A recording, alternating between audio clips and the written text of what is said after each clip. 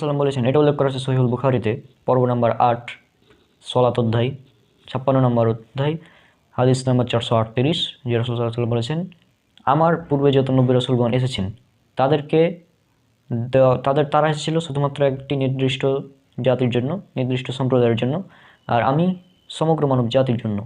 তার রাসূল সাল্লাল্লাহু আলাইহি ওয়াসাল্লাম তিনি সমগ্র মানব জাতির জন্য এসেছেন। আর অন্যান্য নবী তারা ছিলেন একটি নির্দিষ্ট সময়ের জন্য। আর রাসূল সাল্লাল্লাহু আলাইহি ওয়াসাল্লাম তিনি সমগ্র মানব জাতির জন্য এসেছেন। আল্লাহ সুবহানাহু ওয়া তাআলা বলেছেন, পবিত্র কোরআনে উল্লেখ করা আছে সূরা আম্বিয়া সূরা নম্বর 21 আয়াত নম্বর 107, ওয়ামা আরসালনাকা ইল্লা রাহমাতাল লিল আলামিন। আর আমি তো তোমাকে সমগ্র মানব জাতির জন্য রহমত হিসেবে প্রেরণ করেছি। আল্লাহ বলেছেন পবিত্র কোরআনে সূরা সাবা সূরা নম্বর 34 আয়াত নম্বর 28, ওয়ামা আরসালনাকা ইল্লা কাফাতাল লিন্নাস বাসিরাও ওয়া নাজিরাও।